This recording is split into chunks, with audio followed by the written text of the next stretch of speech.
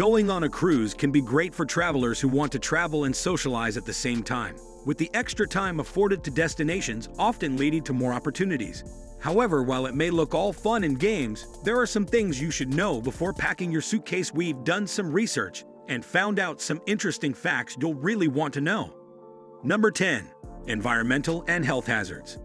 The cruise industry is the fastest growing sector of the travel industry, and this growing demand has led to bigger and better ships.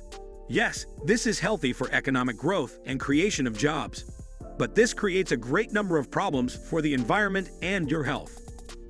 First off, your carbon footprint from cruising is extremely high, even more so per person than flying.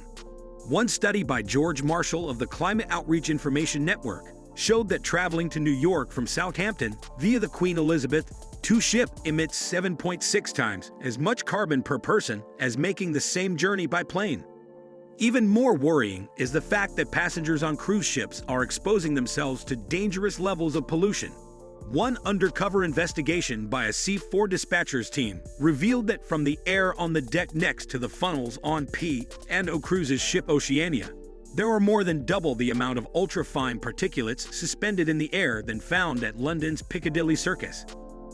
Being exposed to these high levels of pollution can have adverse health effects even in the short term. Aside from the carbon emissions, the cruise industry has an even poorer record in terms of wastewater treatment. Cruise ships are a small portion of international marine activity, but constitute 77% of marine pollution worldwide. A vessel with a capacity of 3,000 passengers produces 1 million gallons of gray water, 210,000 gallons of sewage stream, 150 gallons of hazardous waste, 8 to 10 tons of solid waste, and 250,000 gallons of oily billed water during a one-week voyage. This garbage is enough to fill over 50 swimming pools. For an industry that claims to be environmentally friendly, this is cause for concern. This level of unregulated waste disposal poses a severe threat to human health, particularly in port cities. Number 9. Crews are often exploited. Cruise ship crews often go above and beyond to ensure that you're comfortable and enjoying your voyage. Despite being your fairy godmothers on board, they aren't treated very well themselves. Most cruise liners employ their crew from low-income countries, where labor laws are not well established and may not provide them with proper work permits. Some go a step further and confiscate their identification documents, make them work below deck all day, and pay abysmally low wages in developed country standards. Employment contracts can be harsh, and many seafarers will have to pay crewing agent fees, sometimes as much as $1,500 just to join the ship. For the lowest paid, this will mean half of a typical 8-month contract will be spent just to cover this expense. Passengers only get to see front-end staff, while most of the crew are out of sight, which means that despite their terrible pay, they also don't get tips. To be fair, cruise liners do offer delicious food to their crew, which is prepared by other crew members. They also get relatively high wages compared to opportunities available in their home countries. Not only that, liners offer long contacts that promise growth opportunities to crew members with promotion opportunities, and once the crew is on land, they help them acquire houses. Number 8. Deaths. A voyage is supposed to be relaxing and enjoyable. It gives you a fresh perspective and a chance to escape your daily troubles. However, death is inevitable and of course can occur anywhere, including on a cruise ship. This necessitates every cruise ship to contain a morgue on board for proper preservation of a body before getting to the next port of call. Death often occurs at sea due to natural causes, like an unexpected heart attack, drowning, murder, or accidental causes.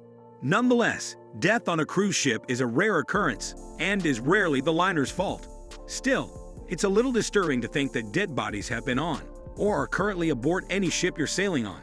Any ghost you see may be the real thing. Number 7. Healthcare.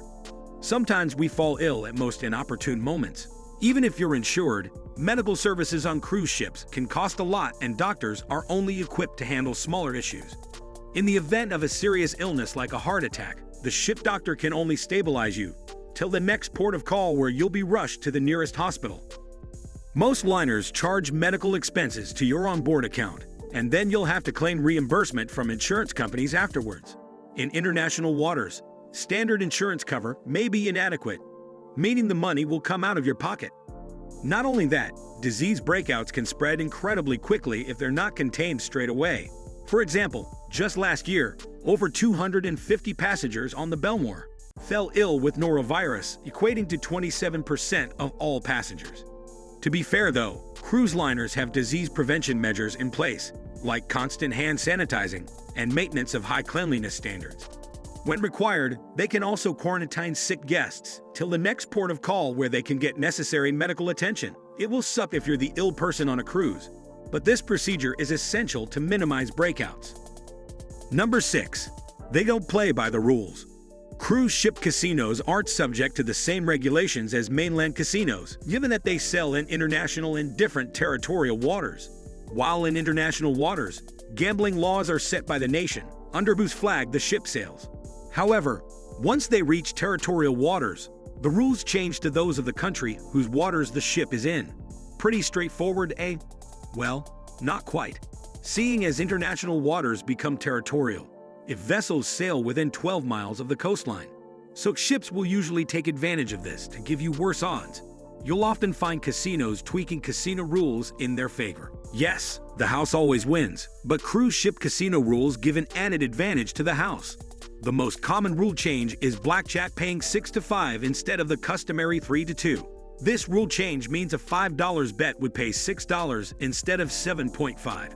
You will often have to place large wagers of $25 plus to play the 3-2 blackjacks. Video poker is another favorite, which adds meager payouts as well. Number 5. Crime. Being on a cruise ship does not mean that you're entirely safe from crimes that occur on the mainland. You're basically on a traveling island with just as many people as the town would have, which means crimes are inevitable. Petty theft is one of the most commonly reported crimes, but more serious crimes also occur like murders, sexual assault, and bomb threats. Crimes are usually reported to the closest port of call, but by then crucial evidence may be destroyed and incidents at times get forgotten. Authorities at these ports of call are at times not equipped to deal with some cases, which means getting justice is a difficult process. In an effort to reduce crimes on cruise ships, passengers are educated on safety measures, and there's a zero-tolerance policy on board. The ship also has trained security personnel on board to keep passengers safe so they can handle criminals before any port of call in the event of a crime. Admiralty law comes into play when apprehending criminals and deciding the best ways to punish them. Number 4. Pirates. When we hear the word pirate, our mind automatically drifts off to Captain Jack Sparrow and Blackbeard. But today's pirates are nothing like those rum-drinking scallywags. Today's pirates manifest themselves in the form of angry hooligans who bear dangerous weapons. Piracy only occurs in international waters where no nation bears any jurisdiction, and mostly cargo ships are target. Cruise ships are also attacked, but it's a rare occurrence as only 6 incidents have been reported in more than 10 years, some of which are failed attempts. One such incident involved the ship Azamara Journey, which was approached by a couple of small boats. Yet the crew and captain managed to evade them without anyone getting harmed.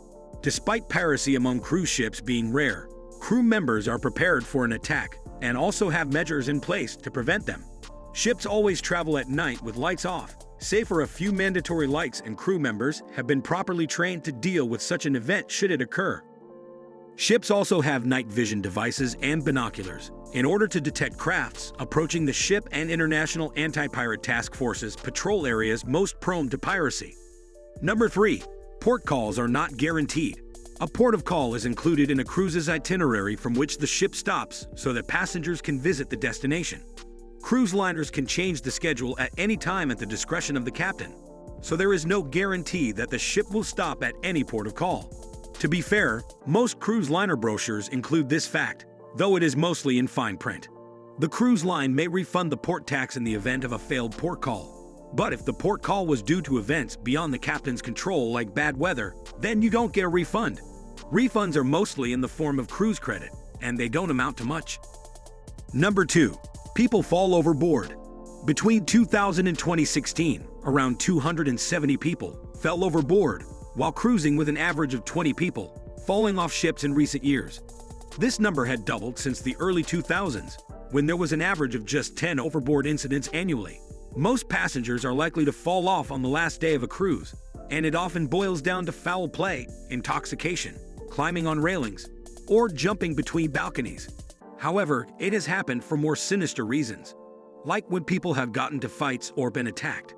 Such was the case with a Disney cruise worker who was reportedly thrown overboard after being assaulted in March of 2011. Although these cases are very rare, it's worth keeping your wits about you and screaming at the top of your lungs if you ever feel threatened like this, because unfortunately, the chances of survival after falling from a cruise ship are tragically low.